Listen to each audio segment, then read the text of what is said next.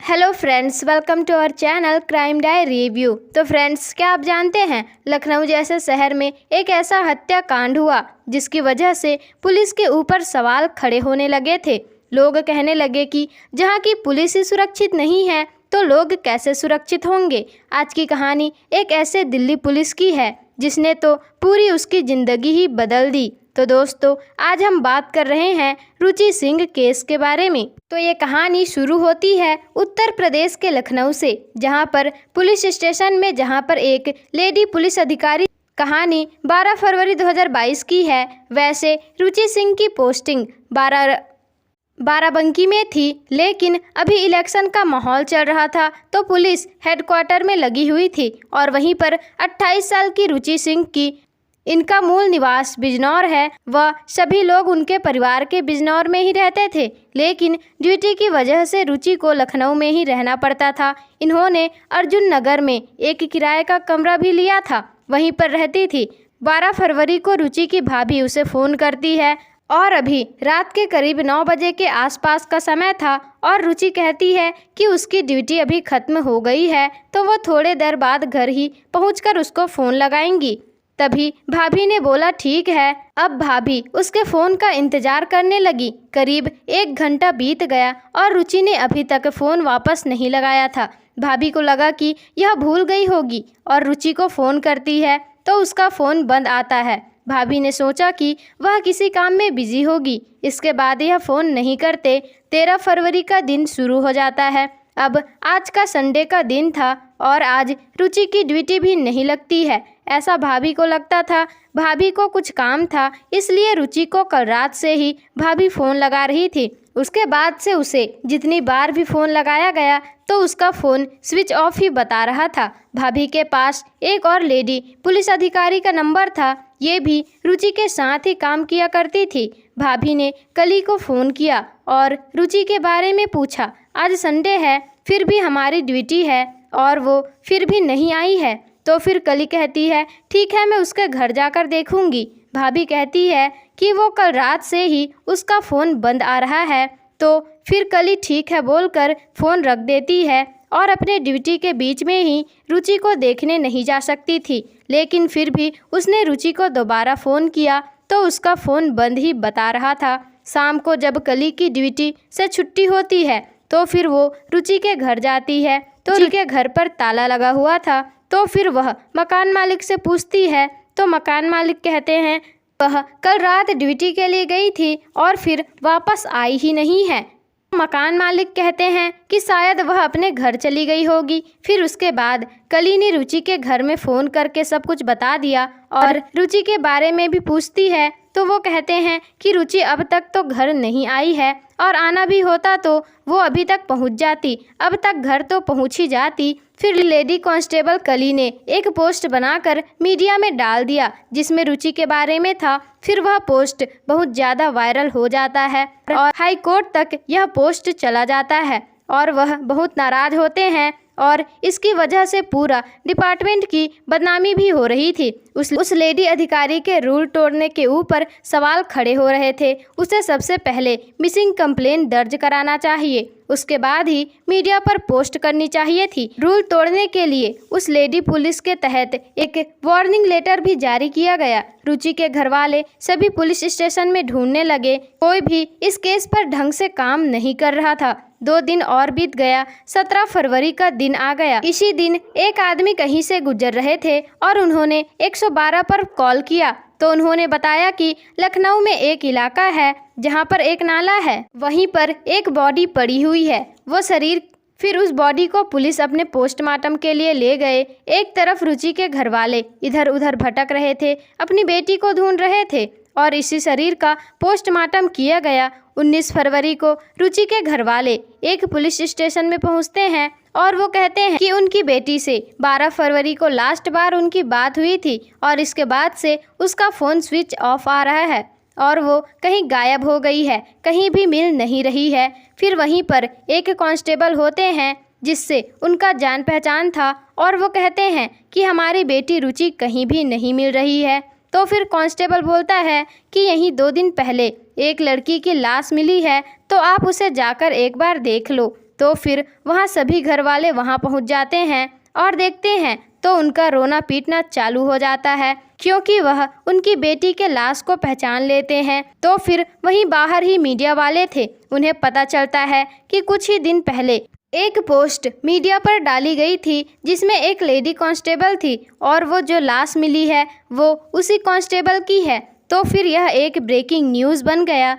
रुचि के लाश के साथ एक फ़ोन भी बरामद हुई थी और उस फ़ोन को ट्रैक किया गया तो पता चला कि जब उसका फ़ोन बंद हुआ उससे पहले वो किसी से 90 मिनट तक किसी से बात की थी। और कमिश्नर ने कहा कि केस पर बहुत ही लापरवाही की गई है, कोई इस पर ध्यान क्यों नहीं दिया। यह केस हमारे लिए बहुत बड़ी चुनौती के समान है। इसके बाद कमिश्नर आगे की अपडेट पूछते हैं तो एक शख्स का नाम आगे आता है। इस केस पर उसका नाम था पद्मेश श्रीवास्तव। रुचि से इससे काफ़ी बातचीत होती थी। जान पहचान के लोग इतना बातचीत नहीं करते थे जितना ये लोग करते थे। यही एक गवाह है। तो फिर पुलिस उसके बाद पद्मेश को गिरफ्तार करने के लिए निकल गई। मीडिया वाले को इसके बारे में पता चल गया होगा। इसके बारे में वो कल जरूर अखबार में छपेगा। अगर उसका नाम सामने आया तो हो सकता है वह कहीं भाग ना जाए। कल सुबह का अखबार लोगों तक पहुंचने से पहले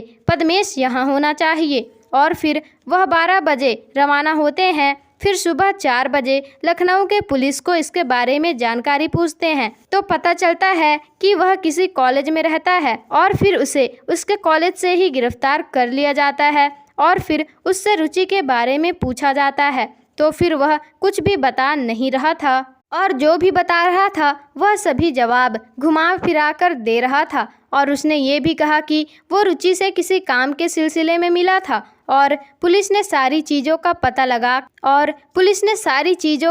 कर लिया था। जब पुलिस ने पद्मेश को यह बताया और उसके घर वालों से जो भी पूछताछ की गई थी सब इस प्रकार से पूछताछ की गई। रुचि सिंह बिजनौर में रहने वाली है। 2019 में ड्यूटी के दौरान इसकी मुलाकात एक कांस्टेबल से होती है और उसका नाम था नीरज गुटका। दोनों क्लिक थे, साथ में नौकरी करते थे। दोनों में दोस्ती हो गई। दोनों धीरे धीरे एक दूसरे से प्यार करने लगते हैं और उन्होंने अपने अपने परिवार, अपने अपने घर वालों को एक दूसरे के बारे में भी बताया। ये लोग जात पात को उतना नहीं ध्यान देते थे। दोनों के घर वाले शादी के लिए मान गए। 2019 में ही इनकी शादी करा दी गई। शादी के बाद कुछ दिन इन्होंने साथ में बिताया, फिर उनका अलग अलग जगह पर ट्रांसफ़र हो गया। दोनों सिर्फ छुट्टी में ही मिल पाते थे।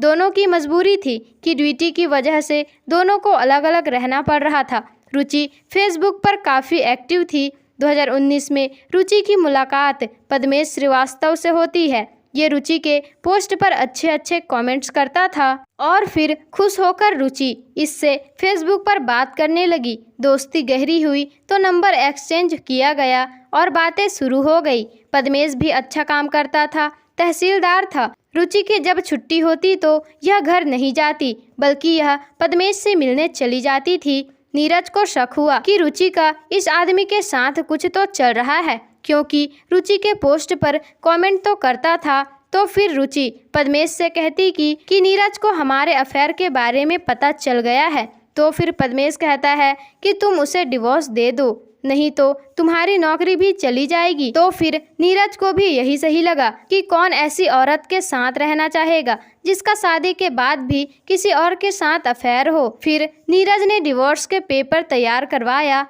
और उसे डिवोर्स दे दिया। रुचि पूरी तरह से अब आज़ाद हो गई। तो फिर रुचि और पद्मेश दोनों रिलेशनशिप में रहने लगे और पद्मेश अपने हॉस्टल में रहता था। वहाँ उसके दोस्त भी रहते थे। पद्मेश की शादी हो चुकी थी और रुचि और पद्मेश को कई लोगों ने मिलते भी देख लिया था। तो फिर उन्होंने पद्मेश की पत्नी प्रगति श्रीवास्तव को फ़ोन करके सारी बात बता दी और सच्चाई जानने के बाद पद्मेश पकड़ा गया और सब कुछ सच सच बता दिया। और फिर पद्मेश रुचि का नंबर अपनी पत्नी को दे देता है और रुचि को कहता है कि मजबूरी में मुझे तुम्हारा नंबर देना पड़ा और अगर वो फ़ोन लगाए तो कुछ भी उल्टा सीधा मत बोलना। तो फिर उनके बीच क्या बात हुई ये तो आप अंदाज़ा लगा ही सकते। फिर रुचि को भी अफसोस हुआ कि उसने ऐसे लड़के के लिए अपने पति को डिवोर्स दे दिया। तो फिर उन दोनों में बातचीत कम होने लगी। तो फिर रुचि के पास एक ही रास्ता था, पद्मेश से शादी करने का। तो फिर रुचि कहने लगी कि तुम भी अपनी पत्नी को डिवोर्स दे दो, फिर हम दोनों शादी कर लेंगे, नहीं तो मैं तुम्हारे घर आ जाऊंगी।